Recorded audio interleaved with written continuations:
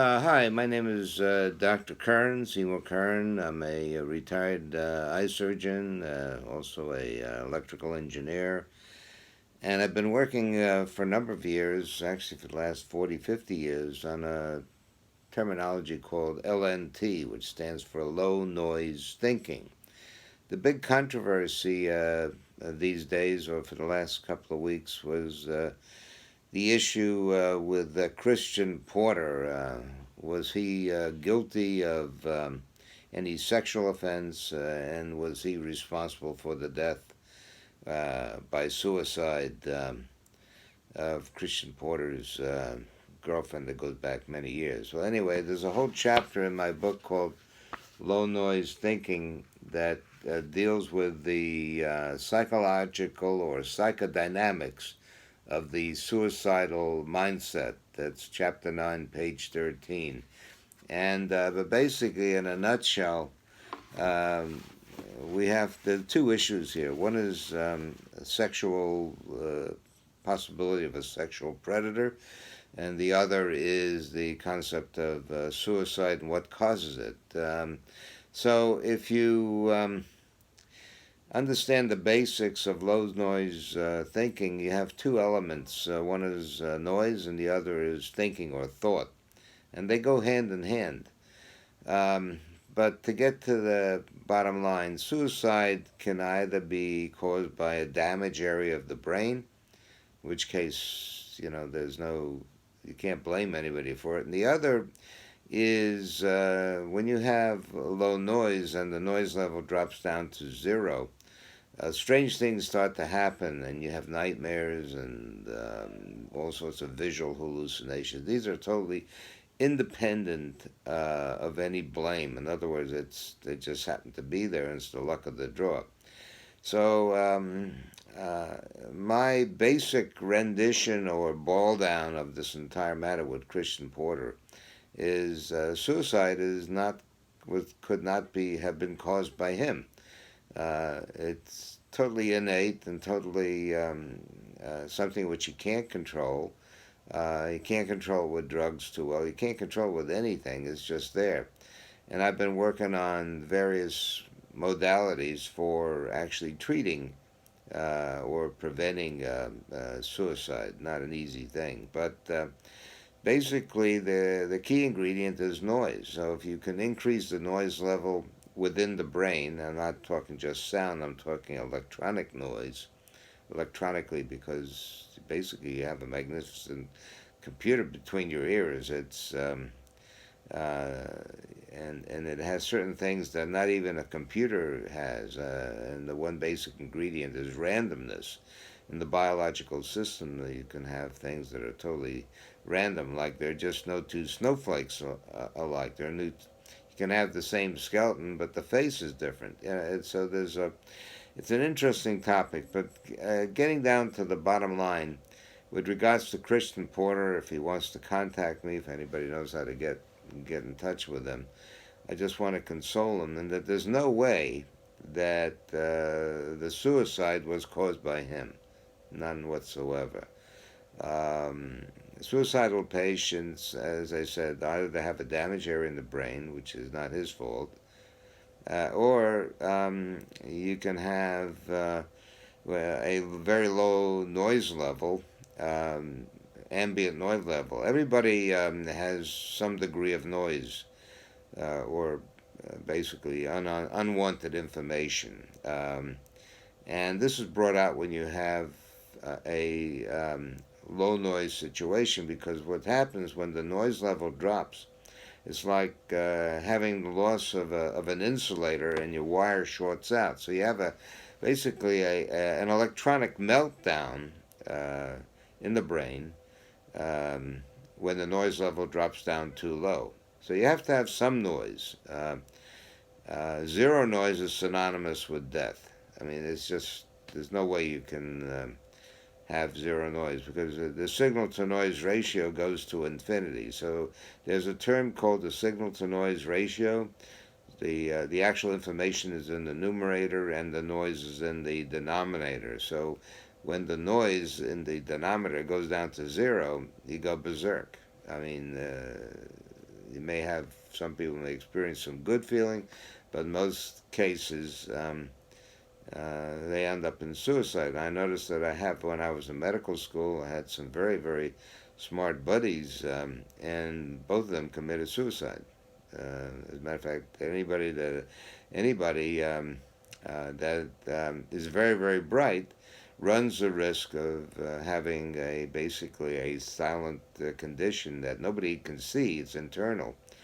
But what it does is it makes it difficult for you to function because you have information overload. Anyway, to wrap it up in a nutshell, uh, it is highly unlikely that Christian Porter, either directly or indirectly, could have caused the death of his girlfriend that goes back to their early teens. It's virtually impossible. I mean, it just doesn't happen. So there must have been either some damage area in the brain, and with the accumulation of a lot of anguish internal that led to a information overload, and hence you have a suicide. As far as having committed any crime sexually, the evidence doesn't even point to that. The only thing that I probably would want to know is what was the IQ, if it was ever measured, of his girlfriend. So just if it's very very high, then this goes in line with my experience with people with suicide who are very very bright. So in a nutshell, my analysis of this is read my book Low Noise Thinking. Um, Actually, it's out of print right now. We're going to go back in action. But if you go look at Chapter 9, it's about the psychodynamics of the suicidal mindset on page 33 of the book. Short book, about 79 pages. And there you can see it. There's the title. This is a little bit about myself. Um, I'd be very happy to email you a copy of the latest manuscript if you like, to help you come to draw your own conclusions. But low noise thinking (LNT) is a formula that gets into just about everything we know, and it deals with the world that we do know and the world that we don't know. But it's all about low noise thinking. It's for the infinite mindset, for the infinite mind, in health, wealth, and happiness. Well, sometimes I reorder it. I put down wealth and then comes health, because if you have wealth, you can afford the health. Anyway, there's the book, Low Noise Thinking, and please feel free to call me. And so the final verdict is not guilty. No blame here whatsoever. You're dealing with a condition that's totally out of one's hand. And unfortunately, when you have an illness, strange things happen. Anyway, I want everybody to rest assured that Christian Porter is 99.999% innocent. So, you couldn't do much better than that. Any case, if anybody knows Christian Porter personally, please have him get in touch with me directly. I can give him all the evidence that he needs to prevail in his current situation. And I believe that the Prime Minister, Scott Morrison, is acting rationally. I can't say too much for the opposition. I would rather not say, but I believe that Scott Morrison, knowing what he knows, and knowing now what I know and then he could know, please have anybody in government contact me and I can show you evidence of all the stuff that I've been doing. It doesn't take a rocket scientist. So anyway, I wish all of you good night, and I wish that today is the 4th of March, and I'm just working here in the back, and wish everybody the best of health, and I enjoy having a good life, and life is short, so I want all of you to enjoy it as best as you can. Anyway, contact me via email, cybercy@me.com. That's cybercy@me.com. Again, it's C for Charlie, Y for Young, B for Boy, E for Edward, R for Romeo, that's cyber, and then comes C for Charlie, Y for Young, at me.com. And I'd be happy to give you my telephone number once I get your email. So send me your emails. Put three Q's on the subject header at the beginning of the subject header. Then I know that we're talking about the same thing.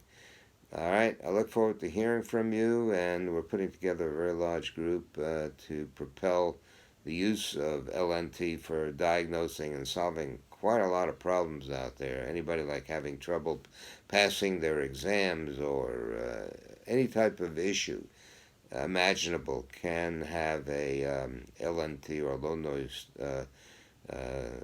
theory, a low noise thinking application or solution to any problem. So if you know the structure of a drug, essentially, you know how the drug will work.